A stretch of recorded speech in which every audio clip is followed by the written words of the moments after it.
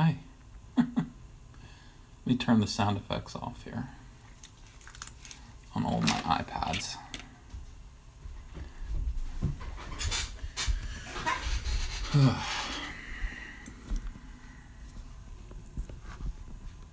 Hi everyone.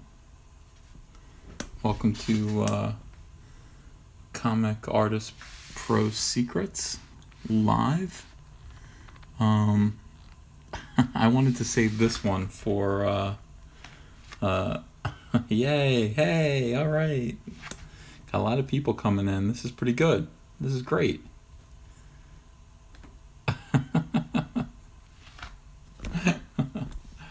right, let's see here. I'm trying to adjust the camera to where I think it would be best. Best week ever because of EVS? Really? That's nice. Thank you. Okay. So today we're going to talk about the year 2001. Look at this, October 2001, and how I got to Marvel Comics. And the circumstances that led me there and led to my termination from Marvel Comics. So I'm going to tell you guys about these things. This is called Comic Artist Pro Secrets. It's, this is insider info. It's stuff that not everyone knows. But I think it's fun to talk about. I think it's fun to share this stuff on my channel, make a nice record of it. Ideally, the Comic Artist Pro Secrets channel is going to be just full of commentary tracks for all of my books, and kind of tell the story of how I broke into the industry and kind of the moves I made and my mistakes and the things that I did right. And and maybe it'll serve as guidance for you guys, because I know all of you guys are going to break in too. Do you know Akiman? Nope, I don't. I don't know Akiman. Yeah, all right. So, first of all, let's just talk about the 90s in New York City, where I started working at Harris Comics, and was doing a book called Cyberfrog. Now, that's where I met Joe Quesada and Jimmy Palmiotti, and those guys were a creative team. And they were so popular, they had their own comic book company called Event Comics. They did a book called Ash, and they had a bunch of other little books that they were also trying to promote, and they were really cool. I mean, they were just kind of one notch under 1990s Image. I don't know if you guys remember them, but they were getting heavy promotion in Wizard magazine, and they were, I don't know, they were just doing things right. And I guess what happened was Joe Quesada and Jimmy Palmiotti were hired as a pair to go work for Marvel as studio mates. They were going to open up a kind of sub group, a kind of imprint within Marvel called Marvel Knights. Knights was spelled with a K, okay?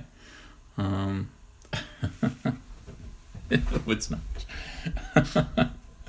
Yeah, all right, so anyway, so there, this was a chance for Joe Quesada to work with Kevin Smith on Daredevil, and I think I remember Bernie Wrightson doing The Punisher.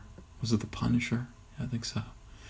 And basically, I mean, the way comics were divided in the 1990s, there was the New York crew, the East Coast guys, and there were the West Coast guys. And the West Coast guys were the Image boys for the most part. It was Silvestri and Liefeld and Jim Lee and those guys. And then we were on the East Coast. That was like the big guy there, of course, was Joe Quesada, Jimmy Palmiotti, Billy Tucci, those guys. And I kind of fit in as a youngling on the East Coast. I was a little like Biggie and Tupac. All right, it was just a matter of, were you East Side or West Side? Well, I was East Side. So I have no idea who shot Tupac, but I hate them for it because I love Tupac. Anyway, look. So one day, I'm living in, I moved to Portland, Oregon. Joe Quesada calls me up, and he says, Ethan, we've got this thing called Marvel Knights, and it's an imprint. And basically, I'm doing Daredevil, I'm doing all this other stuff. Well, we want to know if you want to come and do something for the imprint. And I said, well, yeah, I do. And he's like, okay, well, we have the first wave of books out right now. You would be in the second wave. If you can think of like an obscure C-lister a Marvel Comics character that you might want to do, let me know. And I was like, immediately, I think he was hoping I would say something like, Man Thing, or, Moon Knight, or something that was dark and cool. And I said, I want to do Power Pack. And he thought I was kidding. I was being serious. I was like, I like Power Pack. I would do a good Power Pack. So he said, oh, okay. He said, well, maybe we'll let you do Power Pack, but, first and foremost, what we need you to do is we want to create a junior version. We want to do a book that is a junior version of an established Marvel character. You know what I mean? Because it's like DC has Impulse, which is kind of a big hit right now. It's a junior version of the Flash. So we want to do a junior version. We think you should create him, or at least offer us an idea. And he's like, we have a couple of ideas we're kicking around. And guys, I'm not kidding. It was like Daredevil Jr., Spidey, or the Silver Snowboarder. The Silver Snowboarder, like a little junior kid version of Silver Surfer. And I thought all those sounded horrible. I said, well, let me think about it, and I'll get back to you. And, So anyway, this was like 1997, and Alanis Morissette was brand new on the scene. And she had that video for You Ought to Know, where she was this kind of crazy woman who looked like she had a lot of piercings and was like waving her hair all around. And that gave me an idea, and I drew up this character. I should get a piece of paper. I really should. It's good to like sketch while I'm talking about this stuff. Don't you think? A whole lot of paper. Here's a perspective lesson that we were doing before. Anyway, I was scribbling, and I was like, oh my God, like what if Wolverine had a daughter when he was in Japan?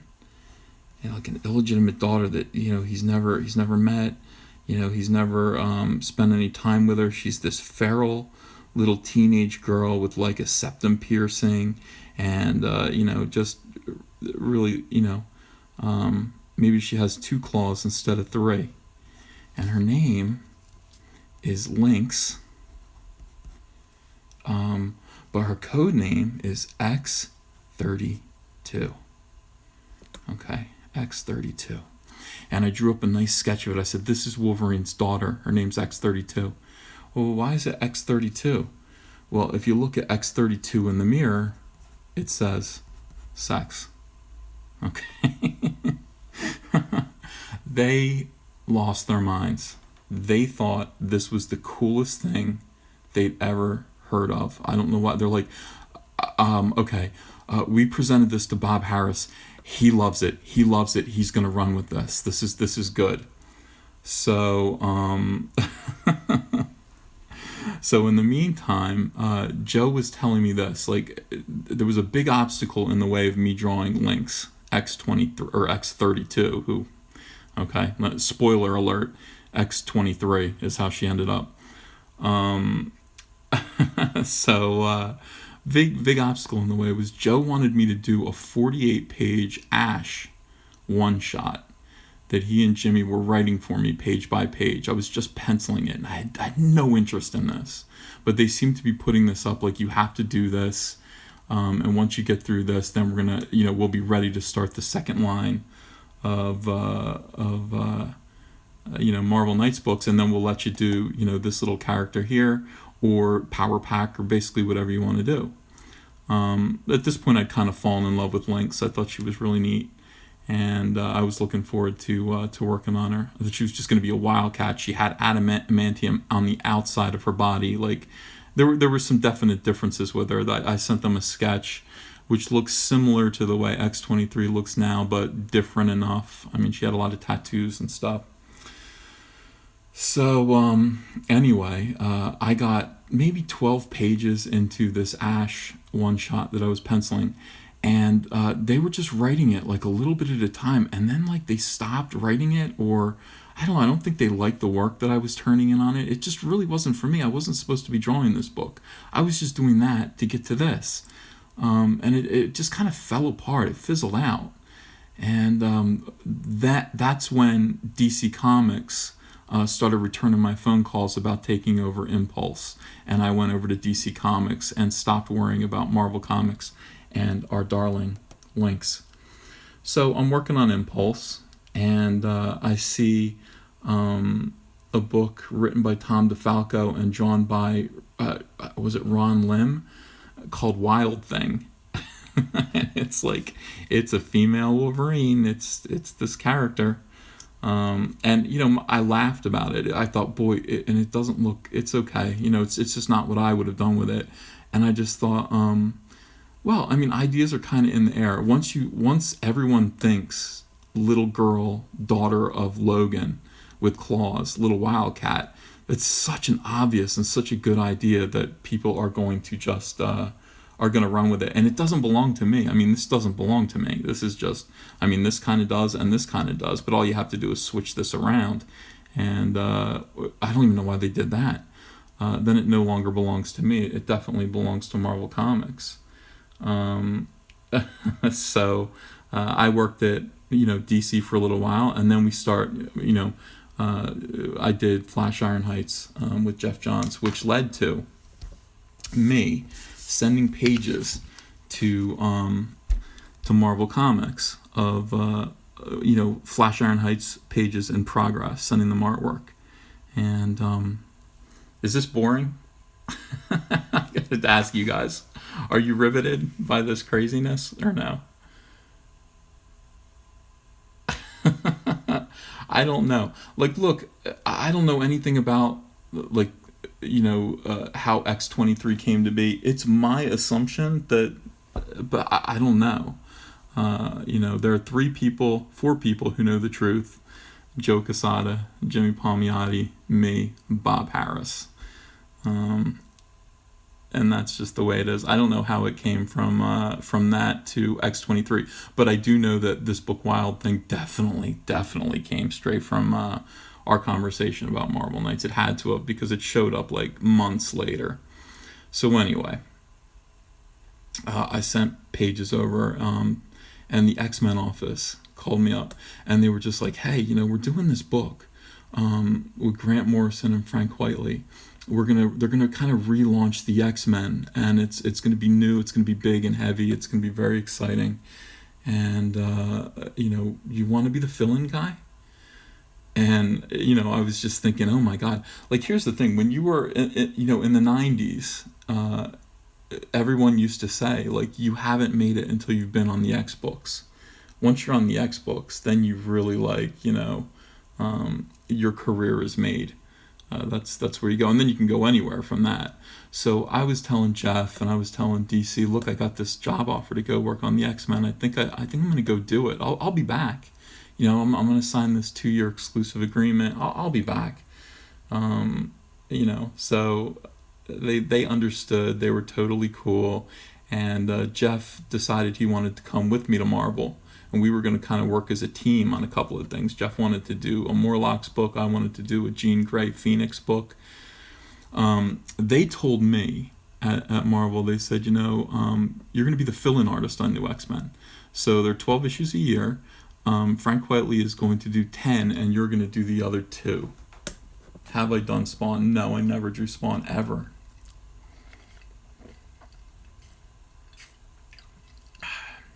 I'm having a drink. Okay. Otherwise, I'm going to lose my voice.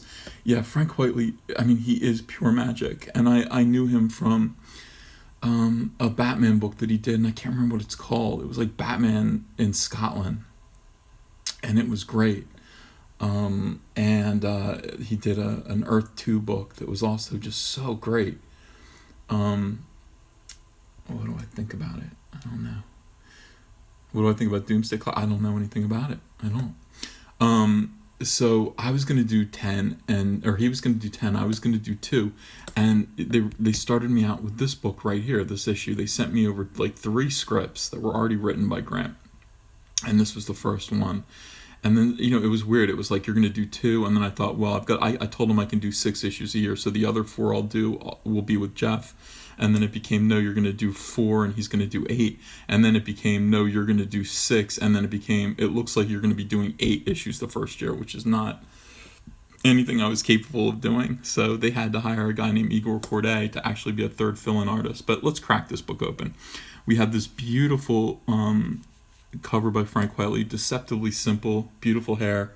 Beast is crying. Why would Beast, who now looks like a lion, be crying?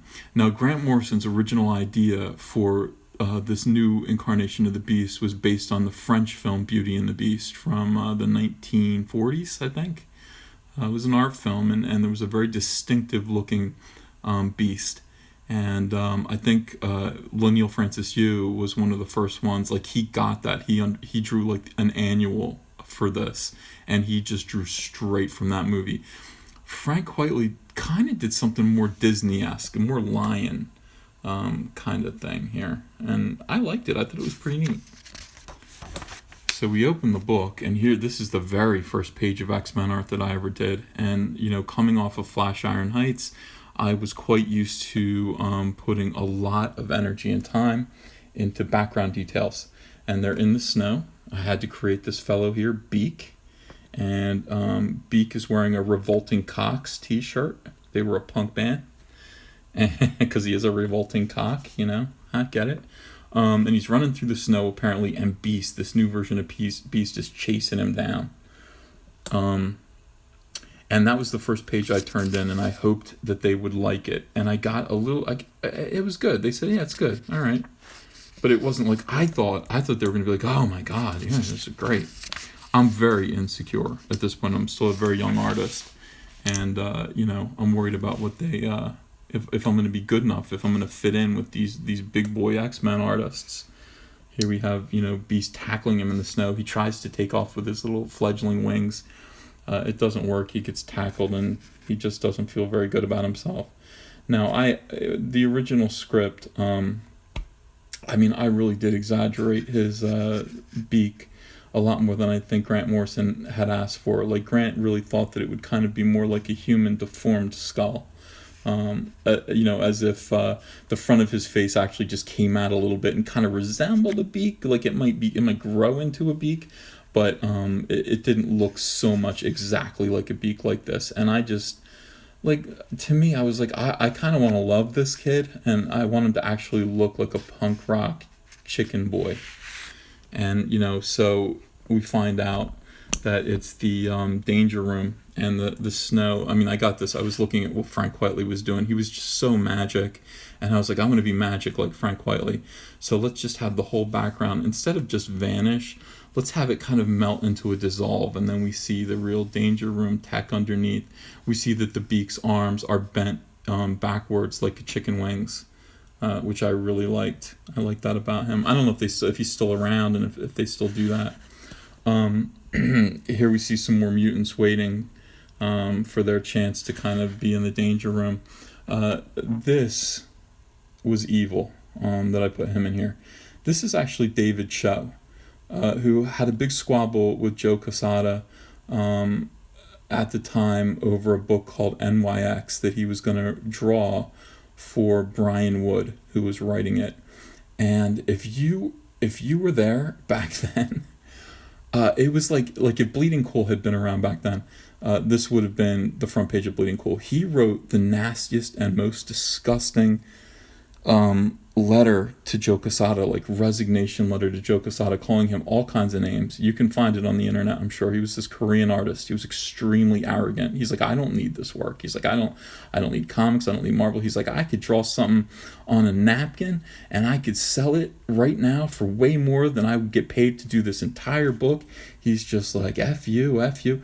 Well, he kept saying this new phrase. He's like, because I like the bling bling. And in 2001, bling bling was a new expression, and I thought it was so funny. So his T-shirt kind of says bling on it. But that's David Cho from a photograph I found of him. I thought it would be kind of evil to sneak him right in this book right out of the gate. Yeah, look that story up. If you read his letter, like it's sick. Now, 2 years later, he went to Korea and he was actually arrested for assaulting a police officer, and like right out as soon as he got there, he punched a cop right in the face and he got thrown in jail. I don't know where he is now, but I thought he was an interesting guy. David Cho. I never saw any of his art either. Okay, so here we have this opening. Let's see, kind of 2-page pancake panels that are just like, here's a chance to really create everything all at once. It's like we have to design a lot of mutants. They're walking around the hallway. It's like a normal school. This was supposed to be my first chance to draw the Stepford Cuckoos. But Grant Morrison, he didn't like. Here's the thing: Grant Morrison was in direct contact with Frank Whiteley at all times because they lived near each other. They were best friends. So in the script that I got, he just said Emma Frost is walking down the hallway, surrounded by a group of adoring, giggling teenage girls who think she's just the bee's knees. Okay, but he didn't say anything like, "Hey, they all dress like her, they look like her," or anything like that. Yeah. So I just drew this. I just drew just teenage girls. These are mutants, but I think they were meant to be the Stepford Cuckoos. But I didn't know that. I mean, it didn't say that in the script. Like if Frank Whiteley had drawn this issue, he would have known that. But if Frank Whiteley had drawn this issue, this character wouldn't exist because I just made him up out of nowhere. This is Glob Herman, and I ended up creating a bunch of characters right on this page that ended up being used throughout the rest of the series, but especially him. He kind of goes bad. I like this guy with the long arms. I like this guy with the hot foot. And here we have Cyclops just staring at the protesters, the lunatic protesters outside of the gate. Here's a true fact. Jeff Johns wrote all these signs. We were in contact during this, and I said, I gotta have these guys with protest signs. Could you think of some things that protesters would have on their signs? And Jeff Johns wrote all these, so he should get a little credit right here. And here we have we have Grant Morrison. We have Ethan Van Sciver on pencils. We have Prentice Rollins from Flash Iron Heights on inks, and the editorial staff, which was about to come into conflict with me. And I'll tell you why in a minute. So at this point, I'm starting to feel a little bit more comfortable, and here's Beak, and Grant Morrison actually said, "Hey, I really like this panel. He looks like a really dejected kind of disillusioned kid, and he's got his hands in his leather jacket, like because they're done backwards. His hands are in his jacket backwards, listening to his Walkman, on his little headphones, and he's just a little goth kid." And Beast is concerned about him, Professor X, etc., etc. And we think this is Professor X, but we're wrong. And he opens up, his laboratory through this hidden door. So at this point, I'm turning in pages, and I'm asking editorial. I'm saying, "Is Grant okay with these? Like, does he like my work? Is he?" And they were writing back to me, or they were calling, whatever it was, however we communicated. I think it was through email, maybe some phone calls. "Oh, yeah, Ethan, no, they really like your stuff. He really likes your stuff." He says, Grant actually said, he's worked with some like bad fill-in artists before, but you're different, you're something special, and, he really likes your work. So I was like, oh, whew, that's cool. I wish I could talk to him though, because these scripts are kind of vague in places, and I'm used to dealing with Jeff Johns and being able to talk to him and talk through scenes. But this is a little trickier for me. Well, he doesn't really talk to anyone. Grant doesn't. He barely talks to us. We usually have to talk to him through his girlfriend. Yeah. And I was like, okay, well, I'll just keep going. So, working on this issue some more. Here's Beast getting ready for a date. I should skip some stuff. Here's Wolverine sitting in the woods, so still that a deer comes up to him, not afraid. And then there's our girl Jean Grey, and this is the first time I got to draw her. Absolutely love Jean Grey. And very typical layouts by me. Some things I wish I could change. Like I didn't ink this, so look, it's like he doesn't have any back hair. He's got a lot of arm hair, but no back hair. Good Jean Grey face, etc., etc. All right, flip. How do I avoid a copyright strike? All right, so again, I mean, this book took maybe 2 months for me to draw. I wasn't very fast at all. And during this time, I went to Big Apple Con. And so this is 2001. Sitting in this tiny little show. Maybe it's 9 p.m. at night. Those Big Apple shows ran late. And I'm just sitting at a table. No fans came to this show. And I have a book full of these pages that are on display. And I see a guy in a trench coat kind of looking at me, and then he comes over, and I realize it's Frank Miller. And I'm like, oh my God, you're Frank Miller. And he's like, yeah. He shook my hand, I introduced myself, and he came down, and I was like, will you sit behind the table? Are you doing anything? You want to chat? And Frank Miller came and sat next to me, and I had him and his ear for 30 minutes. And he looked over this stuff, and he said, he's like, I can tell. He's like, I like what you're doing. It looks like you're having fun. That's what I'm doing right now. He's like, Ethan, I'm having fun. I just stopped worrying about, the pressures of doing comics. I just want to let go and just be myself and have fun and really express myself with my work again. And he's saying all these great things to me. And so I have this kind of extra little bit of insight into his Dark Knight Strikes Back. That's what he was working on while he was saying this to me. So, Frank Miller just thought of that as him expressing himself and having fun, not really trying to do a piece of work that would be something like Dark Knight Returns was. He just wanted to have fun. It's like a sketchbook. And then Jeff Smith from Bone came and said, hey, Frank, we have tickets. Let's go. And I was like, oh, go away, Jeff Smith. He took Frank Miller away from me. Okay, so here we go. We've got, again, like now I'm like really trying. Okay, I'm really trying. I'm doing full backgrounds. Oh, Ethan, so, we have a dead body here of an old woman, and we want to do a digital autopsy. Just crazy ideas. Okay, I'm going to draw a digital autopsy. These are, and and then the most evil, like, how does it feel to have someone throw up on your soul, Henry? And it's like, oh my God, like, this isn't Professor X, this is someone else. And, and then he basically, the weird thing about this issue is that I couldn't figure out, I couldn't picture this. Grant said that the Beast, Hank McCoy, had a gigantic chemical cat box in his office, in his laboratory. I was like, he does? Like, really? Okay.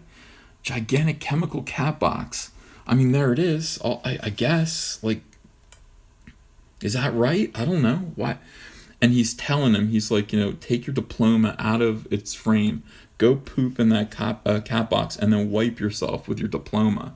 It's a very cruel thing to say to a man who feels like he's losing his humanity as it is. And Beast is fighting back. He's fighting back. He's trying to retain his humanity and not poop in the cat box. He's making him do it. He's making him tear the diploma down. He says, take out your diploma and use it to clean yourself from now on. I love Grant Morrison. When he writes evil stuff, he writes evil stuff. And then in comes Beak. And Beak has a prized baseball bat. And the only person in the school who has been nice to him is Hank McCoy. And he wants to give Hank McCoy his prized baseball bat just as a way of saying thank you. And look at this. He's like, here's a chance to be utterly malicious and evil. And Beast is like, get out of here now, little kid. Get out. And he pounces on Professor X, who is clearly not really Professor X. And they're in the cat box. There's poopy everywhere. And he's going to kill Professor X when suddenly Professor X takes control of this poor little boy. And he makes him beat his only friend with his prized baseball bat, beat him into the ground, beat him to oblivion, while Professor X pulls himself back into his chair. Look at him, just beating him over and over again, crying, weeping, Beast's glasses drowning in blood. Yeah, really that hurt. This is the first script that I ever read that really hurt my feelings when I read it. Yeah, and then La La La whistles a happy tune. He's going to go out and join Emma and Scott as they're waiting for the Shire to appear. Jean Grey walking up the pathway. And in the meantime, the deed is done, and he just rips his feathers out. He is in agony, really, really just bad pain. So, yeah, that it just hurt to draw. I did my best. I mean, I'm not Frank Whiteley. I'm a young man who's just came off of Impulse, who had one hit with Flash Iron Heights, and now I find myself probably in the biggest of the big leagues possible. Was I ready for it? No, but I'm glad I was there. Here's the pullback of the Shi'ar spacecraft that I believe I designed here. I believe this is my design. And yeah, here they come. They beam their way down, and you know, that's it for issue 117. Oh yeah. So anyway, I finished this issue, and it did take 2 months, and I really needed a break. And I think like right when I was turning the last few pages, the editorial staff, the editors, the assistant editor and the editor, they were calling me and saying, "Boy, we'd really like to take you out to lunch." I lived in upstate New York, and this was right after 9/11. Right after 9/11. I lived in upstate New York, and they said, "We'd like to take you out to lunch." And I said, "Guys, I don't really do that. Like, no offense. I'll come and see you sometime, but like I don't lunch with my editors. I don't do that." And they're like, "Oh, come on, we'd like to meet you. We'd like to talk to you." So needed a break. I had a 2-year-old son and my wife at the time, and we decided we were going to drive down from upstate New York to Virginia Beach and take a little vacation, a much-needed break as a family. And they said, while you're on your way down, why don't you swing by? We'll take you out for lunch, just you. So my wife wasn't invited, and they did. I came down there, and they were cordial. The Marvel office was very disorganized. They just moved. There were posters and everything in the hallway. It just wasn't like DC. It just wasn't like DC. DC is like a doctor's office. A doctor's office is immaculate, and it's like you can bring people there, and there's stuff to look at, and it's really pretty, especially the new office in Burbank. But this office wasn't good. And anyway, they took me out to this restaurant above a bar, and I remember they said, "Order the fried ravioli." And I'm eating fried raviolis, and these two guys are saying, "Now you've got to be happy right now. Are you like thrilled to be drawing the X-Men?" And listen, I'm cool. Like I'm like, you think you're talking to someone else? It's okay. Yeah, I'm all right. It's fine. Yeah, it's fun to draw the X-Men. "Oh, you must be really excited. It's a big deal to draw the X-Men." "Yeah, okay, it's a big deal." So they said, yeah, my concern with this, with the whole thing that Grant Morrison is doing, is we don't want to make Scott look like too much of an asshole. Scott is Cyclops. We're worried about him being an asshole. They said he's a dick. And I told him, I said, Grant, we're worried about that. And he wrote me back an email about Cyclops' story arc, and how how he's going to start out a dick, but he's going to end up somewhere else. And you should read it. You should read that email, Ethan. And I was like, okay. Like, again, I don't care. Like, I'm meeting you guys because you wanted to meet me, and I'm trying to have vacation, with my family. So anyway, we finish eating, we hustle out of there, and we walk back to the office, and they sit me down in a chair, and they sit me down right in the chair in front of this computer, and one of them is over my head, like he's leaning over me, he's typing on his keyboard, and he's trying to call up this email. And yeah, you got to read this. When you read this, you'll understand. Oh, where is it? I lost it. There it is. So this email from Grant, it's a private email, comes up, and it says, "Yeah, I hear your concerns about Cyclops, and I want you to understand, this is where we're taking the character." And there's maybe a paragraph about Cyclops, and then the next paragraph says, "Now about Ethan Van Sciver. I've been working in this business for 30 years. I know a bad artist when I see one. You guys promised me when I signed this agreement with Marvel that I was going to be able to pick my own fill-in artists. And first you present me with, and he named a name that I'm not going to tell you, and it's a famous artist. And I rejected him, and you presented me with this other guy, another very famous artist that I'm not going to tell you about, and I rejected him. And now this is the third artist that you've saddled me with that I did not ask for. Things are going to have to change around here, or you can expect that I will not finish this project. So I'm sitting in this chair, and I realize that my two editors, for whom I just signed an exclusive contract for 2 years, signed away from a happy and productive working relationship at DC Comics, where I was growing as an artist and working with people that I trusted, people that I loved, and people that promised me that, you know, things were going to get better from here and I was going to have bigger projects. I just signed for 2 years. I realized I was going to be lied to every day. And I felt like someone hit me in the head with a sandbag. And I said, I got up out of the chair and I said, I guess I'm a terrible artist. Thank you for letting me know this way. And I said, where's my coat? And I was headed towards the door. And they were following me, these two guys. And they were saying, we didn't know how to tell you. We didn't know. I'm sorry. We didn't know how to tell you. I said, well, this was a hell of a way to let me know right before my family vacation. So I, got in the car and with my wife and my son and began driving down to Virginia. And now this vacation that was supposed to be a moment to relax and regroup and get ready for the next issue of New X-Men became this incredible moment of stress and panic, where I was laying on the beach and I was thinking, what am I going to do?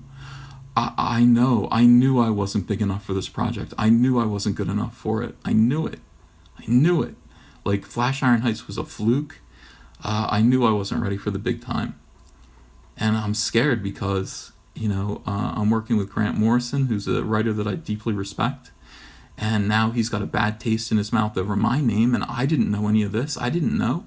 I thought, I kept asking. I was asking all the time what he thought for feedback, anything, and they were lying to me. So I just realized I'm going to have to go write Grant Morrison an email. I'm going to have to write him a letter and explain what happened to me in coordination with what happened to him. And I just said, I came home and I sat down at my computer and I wrote, Dear Grant Morrison, my name's Ethan Van Sciver. I'm your fill-in artist on New X-Men, and I understand there's been a misunderstanding. I said, I was told, I was not told anything about, your agreement with Marvel. And then I told him what had just happened to me. I said, they sat me down, they showed me this email. I said, I am not someone who wants to be in your creative way. Okay, I don't want to be an obstacle for you and what you want to do on this book at all. Like I thought this was my job. I thought like I was supposed to be here, and to know that I'm not wanted here, I'll go. I will quit tomorrow.